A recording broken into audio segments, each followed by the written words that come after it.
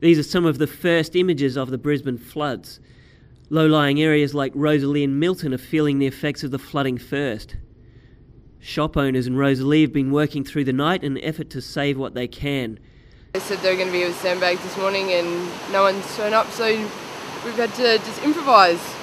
Well, we've evacuated all the stock thanks to the wonderful local people and the other proprietaries in the area.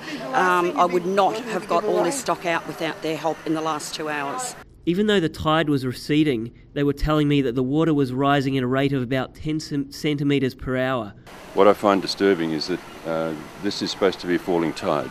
It's not falling at all. It's increasing in height at a rate, my estimate, of about 10 centimetres an hour. I can see here it's coming in rather than going away.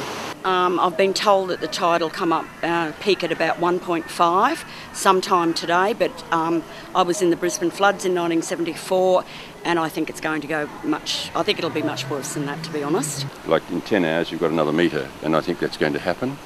And in another 10 hours there'll be another metre, so that's where the 2 metres comes from, and I think that's probably a realistic assessment. The Brisbane River is a raging torrent. The sheer volume of water moving through it and the speed at which it's moving is phenomenal. Boats, entire pontoons and debris of all kind is firing down the river like missiles. A bit further down there's pontoons snapped on the foundations of all the bridges. The bike path on the western side of the river is completely under, and pretty much the water level's just pretty high. 3 boats on pontoons just float on by. How long have you been here? About 15 minutes.